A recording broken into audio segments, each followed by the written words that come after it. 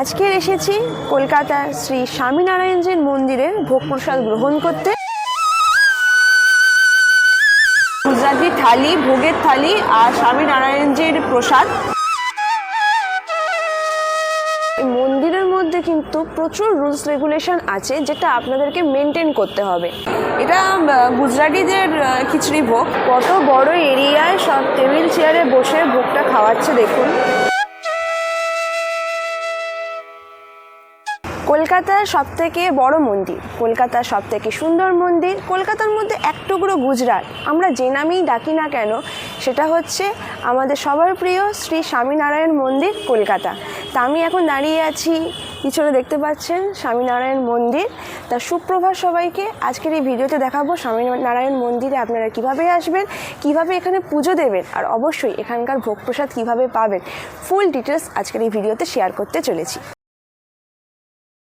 সামনে দেখতে পাচ্ছেন স্বামীনারায়ণ মন্দির, শ্রী স্বামীনারায়ণ মন্দির কলকাতা। আর বাদিকে হচ্ছে আপনার পুরো ঠাকুরপুকুর বেহালার দিকে চলে যাচ্ছে। আর এইখান থেকে ডান দিকে গেলে পুরো ডায়মন্ড হারবার।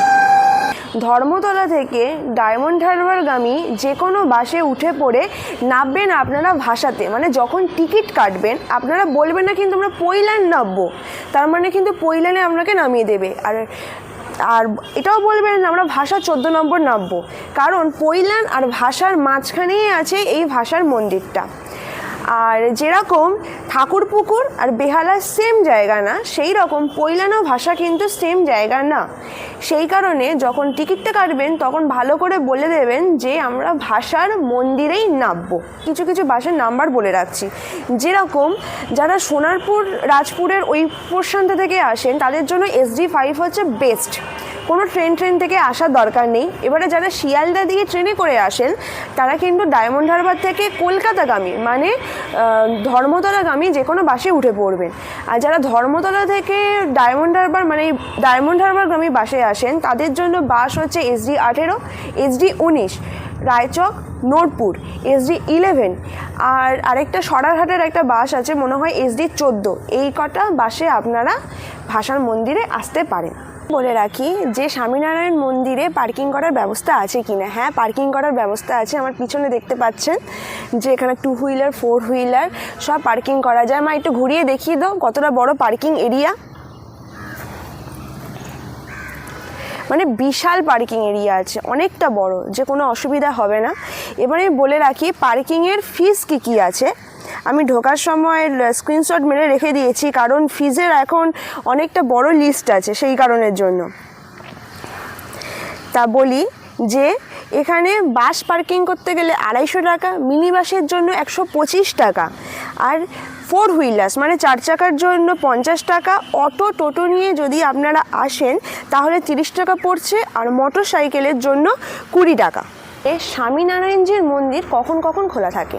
স্বামীনারায়ণজির মন্দির খোলা থাকে সকাল 7:30 থেকে দুপুর 12টা পর্যন্ত, আর বিকেলবেলা 4টে থেকে রাত 1টা পর্যন্ত।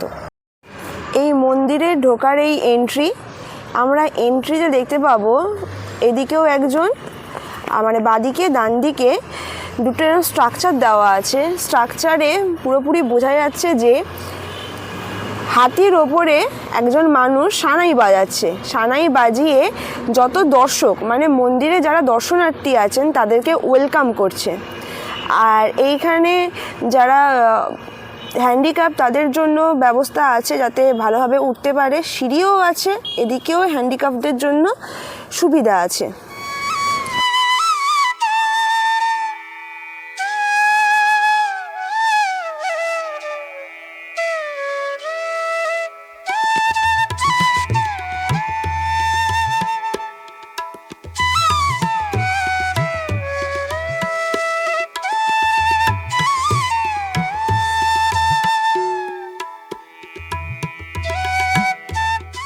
এবারে সবথেকে বড় কথা একটা বলে রাখি, এই মন্দিরের মধ্যে কিন্তু প্রচুর রুলস রেগুলেশন আছে যেটা আপনাদেরকে মেনটেন করতে হবে। সেইটা হচ্ছে মন্দিরের মধ্যে হাঁটুর উপরে কেউ প্যান্ট, শর্ট বা স্কার্ট অনুমোদিত নয়। এটা ছেলেদের জন্য আর এটা মেয়েদের জন্য। তারপর তো ধূমপান আর গুটখা খাওয়া নিষিদ্ধ, এটা সব জায়গায় থাকে। তারপর জুতোর যে কাউন্টার, জুতোর কাউন্টার আমি পরে দেখাবো, জুতোর কাউন্টারে জুতো ব্যবহার করুন। এবার মন্দিরের মধ্যে মানে মন্দিরের যে আমি যে পার্কিং বলবো না, আমরা যে চত্বরে বসে আছি এই চত্বরে ভিডিওগ্রাফি ফটোগ্রাফি অ্যালাউ আছে, কিন্তু মেন মন্দিরের ভেতরে কিন্তু ফটোগ্রাফি ভিডিওগ্রাফি অ্যালাউ নেই। তারপরে যাদের যাদের বাড়িতে পোষা প্রাণী আছে, যেমন কুকুর বেড়াল খরগোশ যাই হোক না কেন, তারা মন্দিরের মধ্যে নিয়ে আসতে পারবেন না। তারপরে আরেকটা যে বড় ব্যাপার, মূল মন্দির ছাড়া অন্য কোথাও যাবেন না, কারণ এই যে মন্দির চত্বরটা আছে এর পিছনেও কিন্তু প্রচুর এরিয়া আছে, যেরকম পিছনে একটা ফুটবল খেলার মাঠ আছে, মানে ফুটবল খেলার মাঠ ওরা কারা ব্যবহার করছে আমি অতটা ঠিক বলতে পারবো না, সেইখানে কিন্তু সাধারণ মানুষের যাওয়া নিষিদ্ধ। তারপরে বাইরে থেকে কেউ খাবার নিয়ে আসবেন না, আর গাড়ি পার্কিং এটা তো আছেই। তারপরে মন্দিরের যে নকশা মানে এই যে আমরা যে দেখতে পাচ্ছি স্ট্রাকচারটা, এখানে হাত দেওয়া নিষিদ্ধ, এটা এই মেনটেন্যান্সের জন্যই বলে রেখে দিয়েছে। আর মদ্যপান নিষিদ্ধ।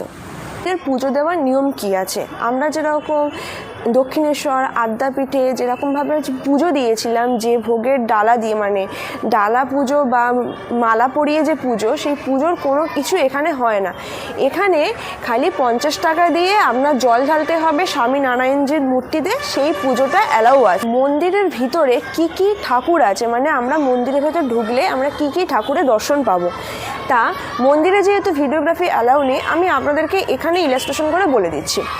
যা মন্দিরে যখন আমরা ঢুকবো, ঢুকে মন্দিরের বাদিকে দেখতে পাবো রাম সীতা হনুমানজির মূর্তির একটা ছোট মন্দির আছে, আর ডান দিকে দেখতে পাবো শিব দুর্গা আর গণেশের একটা মূর্তি আছে। আর মেন যে মূর্তি মানে সামনে যে ঠাকুর কি কি আছে, একটা শ্রী স্বামীনারায়ণজি, একটা স্বামী গুণাতীনন্দজি, শ্রী হরিহর স্বামীজি, শ্রীকৃষ্ণ রাধাকৃষ্ণ, শ্রী ঘনশ্যাম মহারাজজির ফটো না ওখানে মূর্তি আছে। এখানে প্রত্যেক দিন 5 বার আরতি হয়। তো আমি আরতির টাইমিংগুলো বলছি আর কি কি আরতি আছে সেইগুলো বলে দিচ্ছি। সকাল 6টা থেকে হয় মঙ্গল আরতি, সকাল 7:30টার সময় হয় শৃঙ্গার আরতি, আর রাজভোগ আরতির টাইমিং হচ্ছে সকাল 11:15, আর সন্ধ্যাবেলা 6:45টার সময় হয় সন্ধ্যা আরতি, আর রাত 8টার সময় হয় শয়ন আরতি। মন্দির দুভাগে বিভক্ত, একটা আছে মন্দিরের ওপর পোর্শন, একটা আছে মন্দিরের নিচের পোর্শন। আমি ওপর পোর্শনের কি কি মূর্তি আছে আমি আপনাদেরকে এক্ষুনি বললাম। এবার নিচের পোর্শনে আপনারা দেখতে পাবেন যে শ্রী স্বামীনারায়ণজির একটা সোনার মূর্তি আছে, যেটা পুরো কাঁচ দিয়ে ঘেরা, যেখানে আপনাদের জল ঢালতে গেলে 50 টাকা দিয়ে জল ঢালতে হবে, আর তার সাথে একটা প্রসাদ দেবে, মানে পুজো দেওয়ার পরে ওই প্রসাদটা আপনারা গ্রহণ করতে পারবেন। এবারে যদি আপনারা জল টল না ছাড়া যদি প্রসাদ গ্রহণ করতে হয়, তাহলে মন্দিরে ঢুকতে একেবারে ডান দিকে দেখতে পাবেন একটা প্রসাদের কাউন্টার আছে। আমরা জিজ্ঞাসা করলাম যেটা প্রসাদ ঠাকুরকে দেওয়ার জন্য না পুজো দেওয়া হয়ে যাওয়া প্রসাদ, বলে পুজো দেওয়ার প্রসাদ, কিন্তু তার প্রাইস হয়ে যাবে 100 টাকা। তা 50 টাকার পুজো দেওয়াটা আপনাদের কাছে লাভ লাগলো না পুজো না দিয়ে 100 টাকার প্রসাদটা লাভ লাগলো, সেটা আপনারাই ভেবে দেখুন। এবারে আপনারা যে ভোগের যে থালির যে কুপন কোথা থেকে কাটবেন, তা মন্দিরের ডান দিক থেকে বেরোলে দেখতে পাবেন এইখান থেকে বেরিয়ে সামনে সোজা চলে যাবেন, দেখবেন প্রেমবতী লেখা আছে, এইখান থেকে আপনারা এই ভোগ প্রসাদের কুপনটা কাটবেন।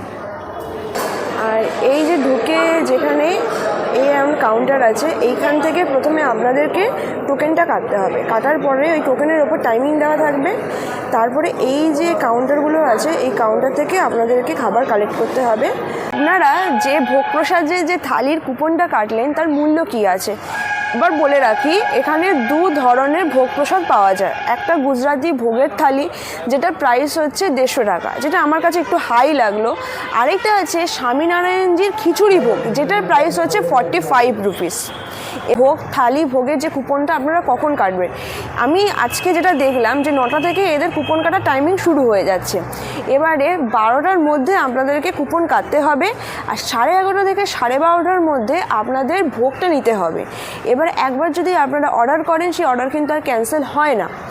আর এখানে সবই সেলফ সার্ভিস, আর 12:30টার পরে যদি আপনার কুপনও থাকে আপনারা কিন্তু খাবার পাবেন না। আমরা এই কুপনটা কেটেছি, আমরা নিয়েছি একটা গুজরাটি ভোগ থালি আর একটা খিচুড়ি ভোগ থালি, আর আমাদের টাইমিং দেওয়া আছে 11:45। 11:30 বেজে গেছে। এখানে দেখুন এখন আমাদের ভোগ সব সাইজ করছে।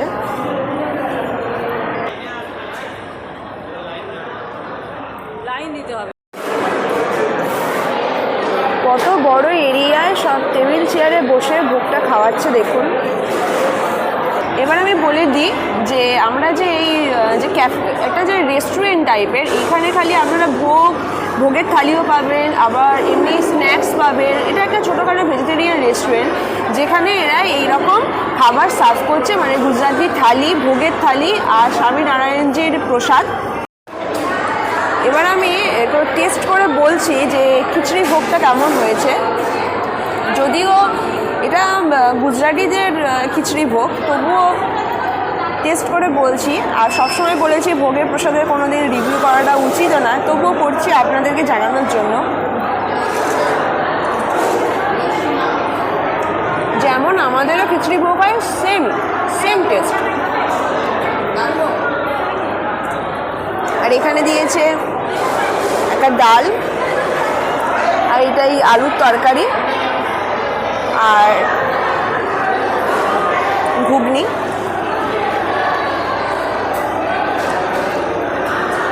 আমাদের ভোগ প্রসাদ খাওয়া হয়ে গেছে। আমি প্রত্যেকবারের মতো আমি আবারও বলছি, কেউ ভোগ প্রসাদ নষ্ট করবেন না। আর এইখানে বাথরুম আর ড্রিঙ্কিং ওয়াটারের ফেসিলিটিস অ্যাভেলেবেল।